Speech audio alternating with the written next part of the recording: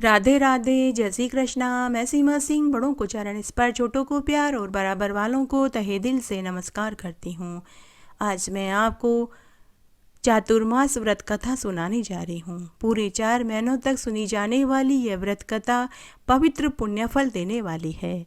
अगर आप चातुर्मास में स्नान करते हैं और व्रत नहीं कर पाते हैं तो इस कहानी को सुनेंगे तो भी आपको संपूर्ण फल प्राप्त होगा। आइए अब हम चातुर्मास की ये व्रत कथा सुनते हैं। अयोध्या नगरी में एक ब्राह्मण पति पत्नी अपने इकलौते पुत्र के साथ रहते थे। ब्राह्मण पति पत्नी बड़े ही धार्मिक प्रवृत्ति के थे। वे हर साल चातुर्मास में स्नान, व्रत, पूजा पाठ, दान पुण्य किया करते थे। दोनों ब्राह्मण पति पत्नी सभी व्रत उपवास करते थे। सभी एकादशियों का, पूर्णिमा का, प्रदोष का सभी व्रत उपवास करते थे। ब्राह्मण को उनके यजमान रोज सीधा देने आते थे, जैसे आटा, दाल, तेल, चीनी, घी, गुड़, रुपया इत्यादि। इसी से उनका घर चलता था।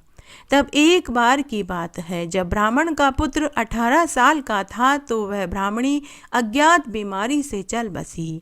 ब्राह्मणी ने मरने से पहले अपने पति से वचन लिया कि हे देव, आप जब तक जीवित रहो तब तक चातुर्मास में स्नान, व्रत, पूजा पाठ करते रहना और रोज सरयू नदी में जाकर स्नान जरूर करना। तब ब्राह्मण ने अपनी पत्नी को वचन दिया कि हे भगवान, जैसा तुम चाहती हो वैसा ही होगा। मैं तुम्हारे इस वचन का मान रखूंगा। मैं जब तक जीवित रहूंगा चातुर्मास में स्नान, व्रत करता रहूंगा और सरयू नदी में जाकर स्नान करता रहूंगा। इस तरह समय बीतने लगा। जब ब्राह्मण का पुत्र विवाह लायक हुआ तो ब्राह्मण ने एक सुसंस्कृत लड़की से अपने बेटे का विवाह कर दिया।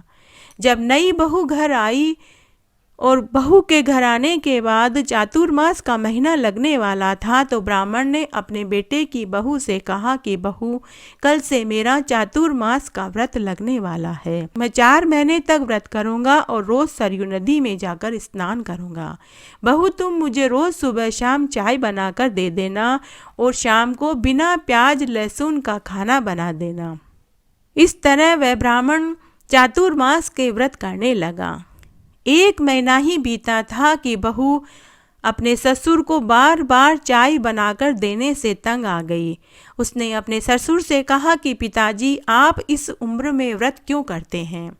ससुर ने कहा कि बहू, मैंने तेरी मरती हुई सास को वचन दिया था कि मैं जब तक जीवित रहूंगा चातुर्मास में स्नान, व्रत करता रहूंगा।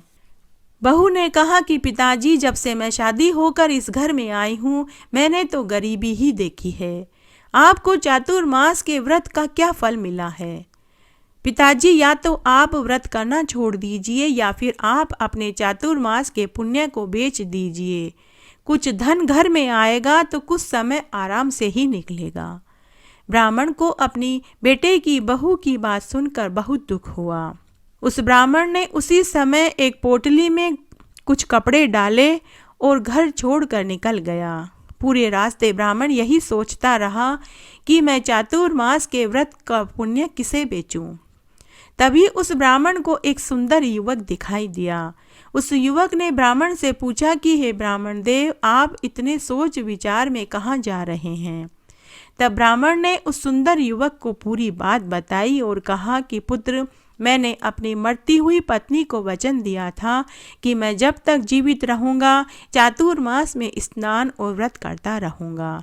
लेकिन मेरे बेटे की बहू ने कहा कि चातुर्मास के व्रत का हमें क्या फल मिला? उसने कहा कि या तो आप व्रत करना छोड़ दीजिए या फिर आप चातुर्मास के पुण्य को बेच दीजिए। उससे जो धन आएगा उससे कुछ समय आराम से कट जाएगा।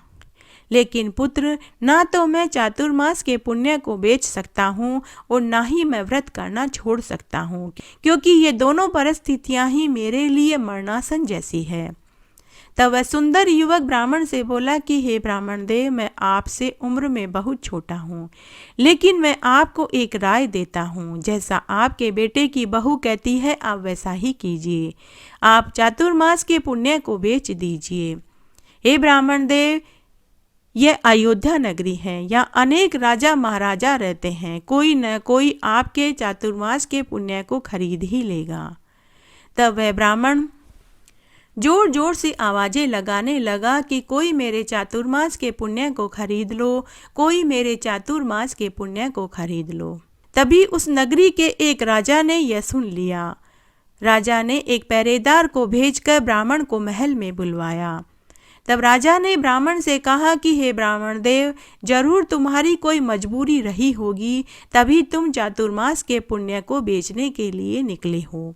हे ब्राह्मण देव, मैं तुम्हारे चातुर्मास के पुण्य को खरीदना चाहता हूँ। तो तुम बताओ कितनी स्वर्ण मुद्राओं में अपने चातुर्मास के पुण्य को बेचोगे।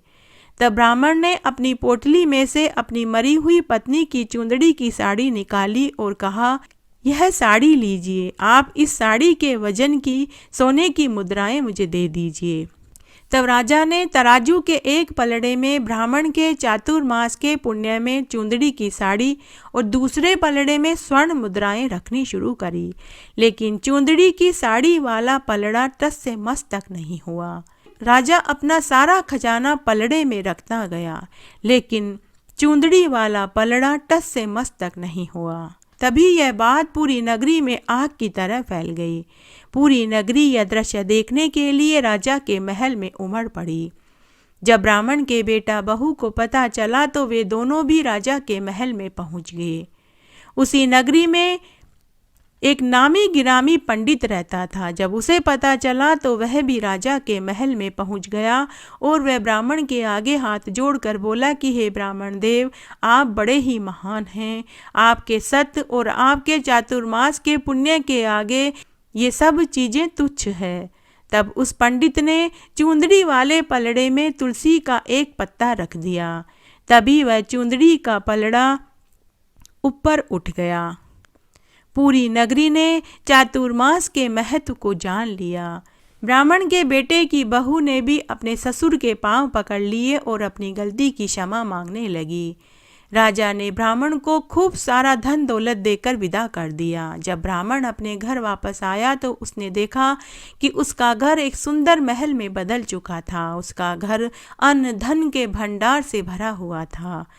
उधर राजा ने पूरी नगरी में ये ढिंडोरा पिटवा दिया कि सभी चातुर्मास में स्नान करें, व्रत करें, दान पुण्य करें। इससे सुख समृद्धि बढ़ती है और मरने के बाद मोक्ष मिलता है। उस दिन से राजा ने भी अपनी पत्नी के साथ चातुर्मास में स्नान और व्रत किया। उसी रात्रि को ब्राह्मण ने उसी सुंदर युवक को स्वप्न में देखा जो 4 भुजाधारी कमल जैसे नयन थे, पीला पीतांबर, पीली धोती पहने हुए, गले में वैजंती माला धारण किए हुए, हाथ में सुदर्शन चक्र धारण किए हुए थे और माता लक्ष्मी के साथ वर मुद्रा में खड़े थे। ब्राह्मण समझ गया कि रास्ते में जो सुंदर युवक मिला था वह स्वयं विष्णु भगवान थे। हे विष्णु भगवान, जैसा चातुर्मास का फल आपने उस ब्राह्मण को दिया वैसा सबको देना, कहानी कहने वाले को, सुनने वाले को और हुक्कारा भरने वाले को। घटती हो तो पूरी हो तो परवान चढ़े, भूले बिसरे नाम तेरे भंडार में भरे। इस तरह आज मैंने आपको पूरे चातुर्मास के 4 महीनों में सुनी जाने वाली पुण्य फल देने वाली एक कहानी सुनाई। आशा करती हूँ यह आपको ज़रूर पसंद आएगी।